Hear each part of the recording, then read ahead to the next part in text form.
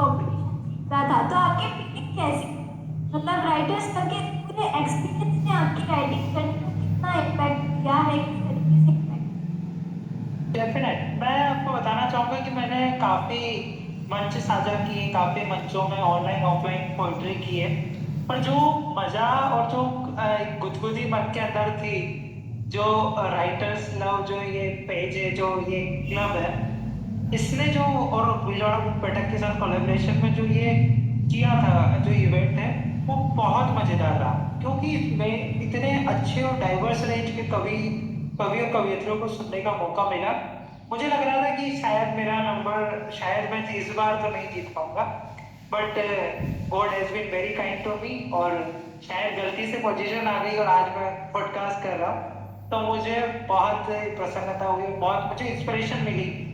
मैंने बहुत सारी अच्छी अच्छी कविताएं सुनी, बट जजमेंट सब्जेक्टिव होता है, तो कुछ ही लोग शायद जीत पाते हैं उसमें। तो मुझे बहुत अच्छा लगा, और बहुत शुभकामनाएं। और मैं युवाओं को कहना चाहूँगा कि अगर आप लिखने में रुचि रखते हैं, सुनने में रुचि रखते हैं, तो राइटर्स लॉन्ग पेज के साथ आपको जुड़ना चाहिए। और आगे भी राइटर्स लव ऐसे जो फंक्शन है, ऐसे इवेंट्स ऑर्गेनाइज करवाता रहेगा। अब आगे बढ़ते हैं, वापस लॉ की तरफ आते हैं। तो लॉ ने आपकी राइटिंग स्किल्स को कैसे इम्प्रूव किया है, कैसे इम्पैक्ट डाला है, इम्पैक्ट किया है? डेफिनेटली इसने मुझे काफी हेल्प की है लॉ ने, क्योंकि लॉ जो है हमें लॉजिकल रीजनिंग सिखाता है, तार्किकता सिखाता है। डाइवर्स रेंज ऑफ रीडिंग हमें उसके लिए करनी पड़ती है। अलग अलग हमारे पास सिचुएशन आती है, केसेस आते हैं। तो लॉ ने मुझे आर्टिकुलेशन सिखाया कि हर एक वर्ड का कितना महत्व होता है। एक वर्ड अगर आपने आगे या पीछे बोल दिया तो उसका कितना इम्पैक्ट होगा। ड्राफ्टिंग में अगर छोटी सी भी गलती हो गई तो उसका लॉन्ग रन में केस आप हार सकते हैं। तो यही चीजें मुझे लेखन में भी मुझे हेल्प की कि अच्छा, हाँ, हम इस चीज को ऐसे भी लिख सकते हैं, इसको ऐसे प्रेजेंट किया जा सकता है। और जो सिचुएशंस रही है, तो मुझे तो काफी मदद मिली है, लोगों को पढ़कर दिमाग खुल गया है एक तरीके से। तो काफी अच्छा रहा है जर्नी, जब लो से और राइटिंग की जो मैं कनेक्ट करता हूँ। और मैं हाल ही में सोच भी रहा हूँ कि कुछ बुक्स लिखने के बारे में। कहीं ना कहीं लॉ हमें सिखाती है कि हमें लिखना कैसे है, हर एक शब्द की कितनी इम्पोर्टेंस है। और जैसे भैया काफी सारे यंगस्टर्स हैं जो लिखना चाहते हैं, लेकिन कहीं ना कहीं हिचक जाते हैं वो लिखने से। तो वो नए और उभरते हुए कवि के लिए आपके लिए क्या एडवाइस है कवियों के लिए? मेरी एडवाइस होगी, वही एडवाइस रहेगी कि ओरिजिनलिटी बनाए रखें। कि हर एक पर्सन की अपनी पर्सनालिटी होती है। हर एक पर्सन, सबके पास दो आंख है, एक नाक है, एक मुंह है, दो कान है, लेकिन फिर भी कोई भी इंसान दूसरे जैसा नहीं है। सब अलग है, सबके हम जो इम्प्रेशन वो अलग है। तो हमें ईश्वर ने ऐसा बनाया है कि हम सब अलग हैं, हम सब यूनिक हैं। एक होकर भी अलग है, यूनिक है। तो वो यूनिकनेस हमें अपनी राइटिंग में भी लाना होगा। हम कई बार कोशिश करते हैं कि किसी की कॉपी कर लें, लेकिन उससे आप वो नहीं बन पाओगे जिसके लिए आपको ईश्वर ने आपको भेजा है। तो बस आप शुरू कीजिए, जैसे मैंने बुक के लिए बोला कि जस्ट स्टार्ट रीडिंग, वैसे ही धीरे धीरे आप लिखना शुरू कीजिए। क्योंकि ब्रेन की टेंडेंसी होती है कि जब भी आप उसको नया टास्क देंगे, तो वो चाहेगा कि ये काम नहीं हो। Brain wants to save your energy. तो वो हमेशा हथियार डाल देगा कि नहीं, तुम नहीं लिख सकते हो। उसके बावजूद आपको ब्रेन को ट्रिक करना होगा और आपको लिखना शुरू करना होगा। आप लिख सकते हैं कि जो आप डेली में जो सिचुएशंस देखते हैं, आप स्कूल में गए थे तब कैसा था, आप करंट में अभी कैसे हैं, क्या आपके आसपास सिचुएशन क्या हो रही है। आप अपने पेरेंट्स के लिए लिख सकते हैं, आप जिसके लिए थैंकफुल है, आपके पास कोई पेट्स है, डॉग है, उसके लिए लिख सकते हैं। यानी कि आप छोटी से छोटी चीज, आपके फेवरेट थिंग से लेके बस स्टार्ट कीजिए। हर एक व्यक्ति के अंदर एक लेखक छिपा होता है। बस आप उसे कितने तरीके से रख पा रहे हैं, तो वो उस चीज को बढ़ावा देता है। कहीं ना कहीं हमें राइटिंग स्टार्ट कर देना है। जी। हम आसपास क्या देख रहे हैं, क्या थॉट्स आ रहे हैं, तो हम लिखना स्टार्ट करें, तो जी। वैसे धीरे धीरे थॉट्स डेवलप होंगे और इम्प्रूव होते जाएंगे। बहुत ही सही, definite. I completely agree with you.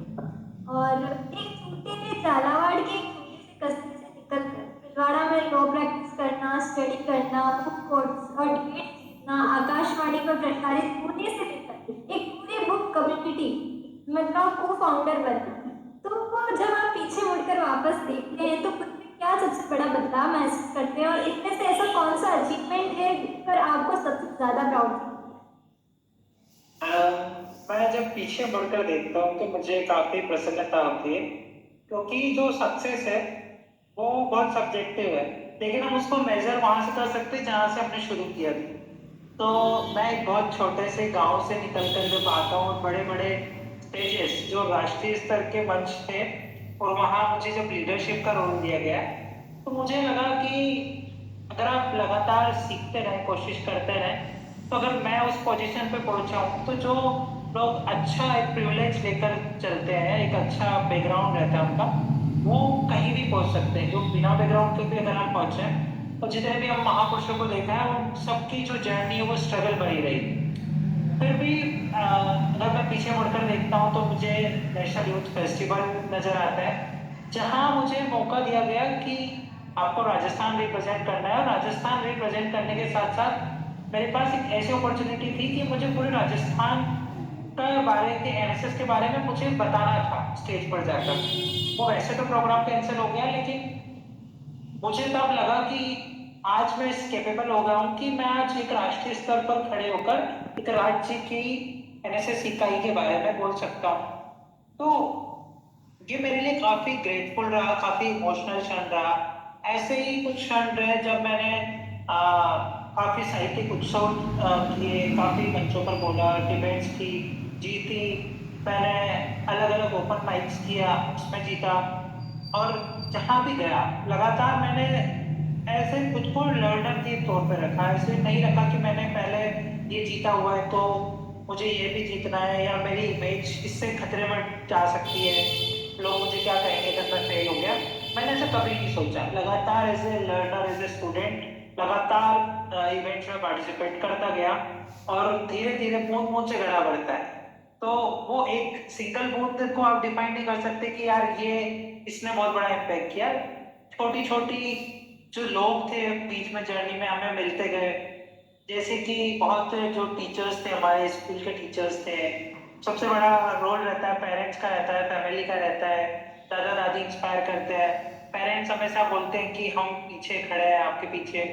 फिर रास्ते में आप जैसे मित्र मिल जाते हैं, प्रथा जी, जो कि आप बहुत अच्छी नेशनल लेवल स्पीकर्स हैं, तो आप लोगों से इंस्पिरेशन मिलती है कि आप लोग इतना अच्छा कर रहे हैं तो हमें भी करना चाहिए। कुछ फ्रेंड्स होते हैं, कुछ बड़े ब्रदर्स होते हैं, कुछ छोटे बच्चे होते हैं जो कि बहुत इंस्पायर करते हैं। तो ऐसे लगातार कुछ हर चीज मुझे इंस्पिरेशन देती है।